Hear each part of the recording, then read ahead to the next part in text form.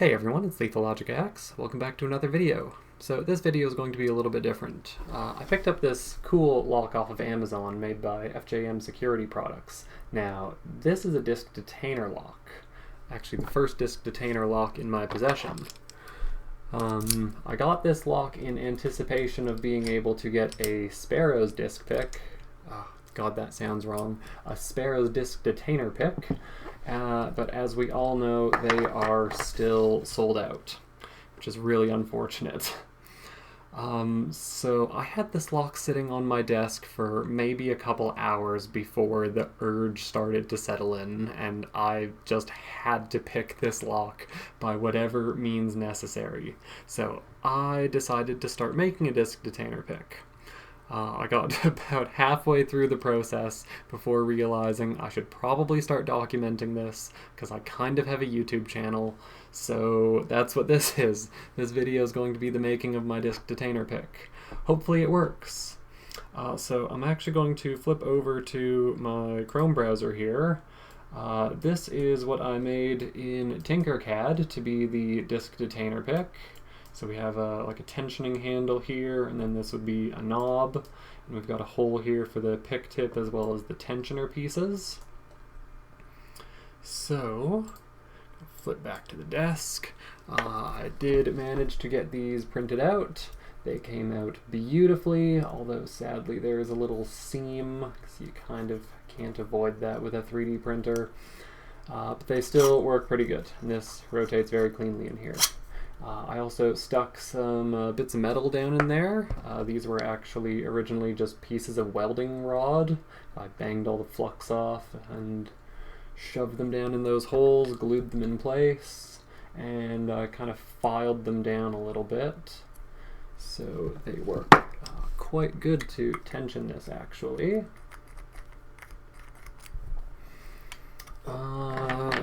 Next thing to do was to make the actual pick tip itself. This used to be a machine screw. I ground all of the threads off of it and reshaped the head of it into a little pick tip. Getting the sizing on this was kind of tricky, but eventually you get something that will fit in between the discs and can rotate them, as well as being able to fit in between discs and rotate between them without changing the position of the disc. So it has to be very thin for that. So the next step in construction is to kind of marry all of the pieces together. So this is going to be just inserted into there. I kind of ground some flats on this as well. And this is kind of an ovular shape to fit with that. I'm going to glue these two pieces together, and hopefully this should make a working disk detainer pick. So far, without even gluing it, it actually seems to kind of almost work. Just have to be really careful with it so you don't pull the pick tip off of it, but you can go down and manipulate all the discs. This seems to work pretty well. So anyway, I'm going to cut the video, and I'm going to glue these pieces together, and I will be back with hopefully a functioning disk detainer pick, and we'll see if we can't get this lock open. Alright, we're back. So, it's now just over a day later. We managed to get the three pieces all glued together, but unfortunately there was a bit of a problem. Yeah, my idiot brain decided it would be a good idea to make this thing hollow. I'm not sure if I was trying to save on plastic or time or both, but that was a terrible idea.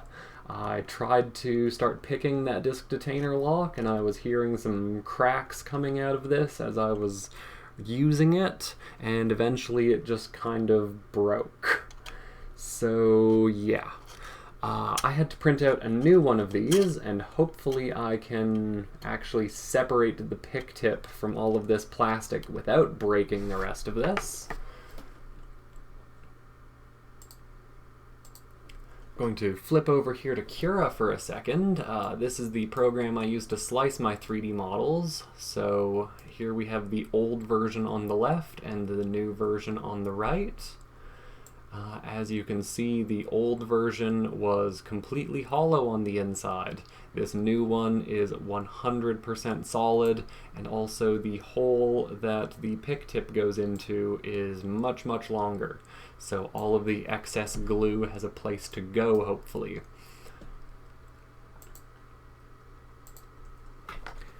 So hopefully I can get that these parts separated and get this new piece glued in. And with that, I should hopefully have a functioning disc detainer pick that's actually pretty sturdy this time. So I will see you guys again after the glue is dried again. Okay, we're back. So we have all of these pieces glued together now. And I also put some markings on the little twisty knob here, so I can differentiate the layers a little bit easier, or the heights of the different discs, as well as some markers to denote where the pick tip is rotationally. So, I mean, this seems to work. I mean, it does what I want it to do, but trying to actually pick this lock is a whole other thing. I've tried a little bit on this, and it is not easy. I have still not been successful. So, I think we are going to try to do an attempt on camera here, see if it goes any better. So, we are going to put this in the vise just to make things hopefully a little bit easier. I don't even know what angle would be good. I mean, you're not going to see the keyway regardless. The pick takes up the whole keyway. Okay, before I forget, we're going to turn all these as far clockwise as they'll go. God, I've been waiting so long to say that. Okay. Let's stick this in and pick up the first disc, and let's see if we can get this picked. Okay, so it kind of seems like that first disc is binding there, because it's really rough when I try to turn it. And right there seems to have no friction, so I'm gonna think that that is set. We're gonna see if we can get down here and pick up the next disc. It's so difficult to move about the keyway. Probably because it's a really poorly made pick, but I'm willing to also bet it's because disc detainers are really, really tricky. So I've already lost my place and think I've gone too far.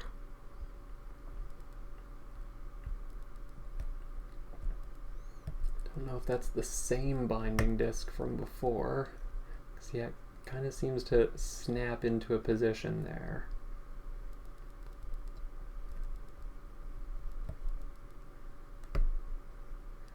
That one seems to have a bit of a position.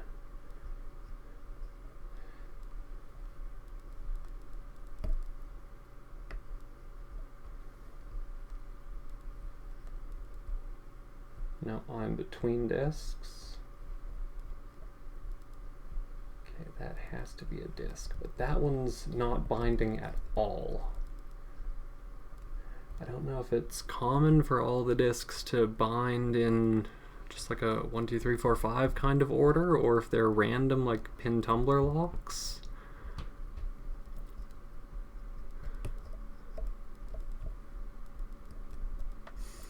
Yeah, I'm always making sure every time I move a disc, if I'm not sure where to put it, I always stick it back at the very beginning. So it's always as far clockwise. If I haven't set it yet, it goes back to the all the way clockwise position. That way it's easy to find the discs, and if there's any zero cuts, then they are already where they need to be.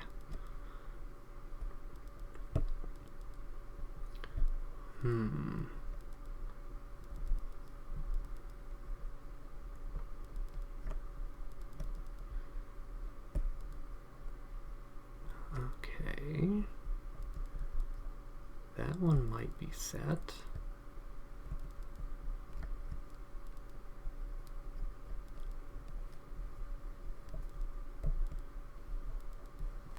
Okay, that disk is not binding at all.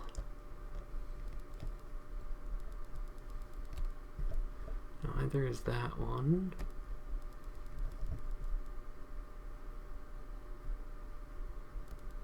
Okay, behind between disks.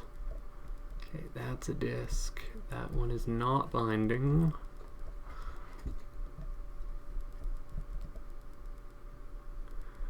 That one's not binding. Okay, this next disk up, I think, is already in a position because I have no idea how to get through it. There we go.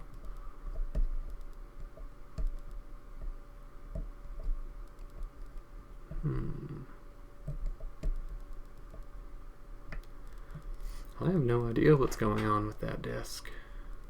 Okay, that one was in a position.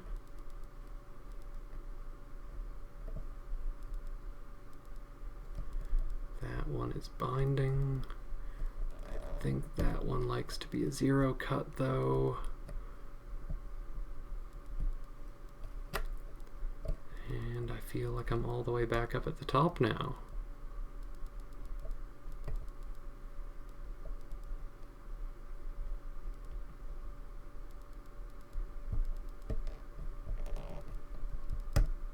Yeah, now that one wants to be a zero cut. See, according to the key here, because I think there's like 7 disks in here, but I feel like the first cut here is a zero cut. Would be the one that I'm tensioning. And there might be a zero cut at the back as well, or that could just be filler. I don't know. And there looks to be an almost zero cut. Or no, that one actually is a zero cut, one away from the end, as well as an almost zero cut, 2 away from that spot. I don't know if that actually helps me in practice though, because I'm still having such a hard time just navigating this keyway and trying to figure out which disks are doing what. I'm willing to bet part of the problem is the tool.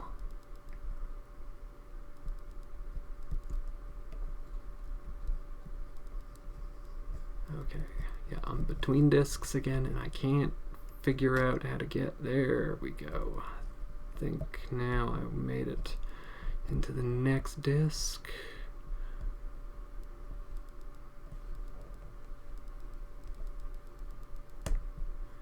Okay, now that disk wants to be there.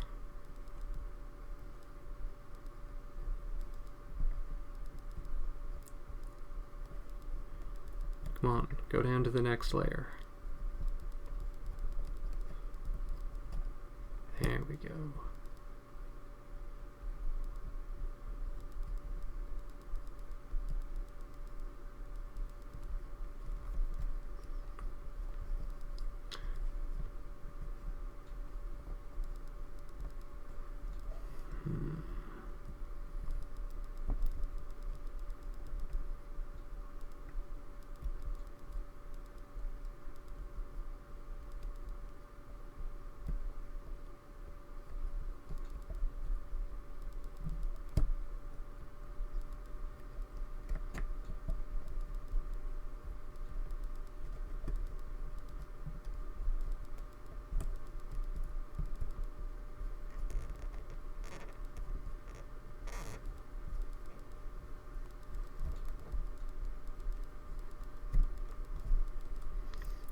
Come on, get out of there.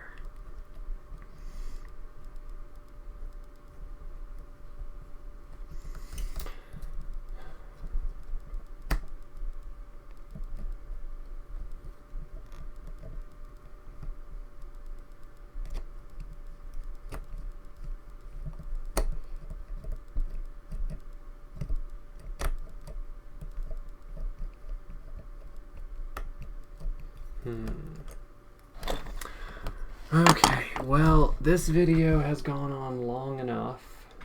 I seem to have moved some discs in there. I have no idea if I even moved them correctly or not, though. I think I'm going to call it on this lock for today, though. And when and if I can actually get this thing picked, I will try and make a video. Until then, this lock is going back in my naughty bucket. So, that's about all I have for you today. If you like what you saw, don't forget to comment, like, subscribe, all that fun stuff. And don't forget to have a good one.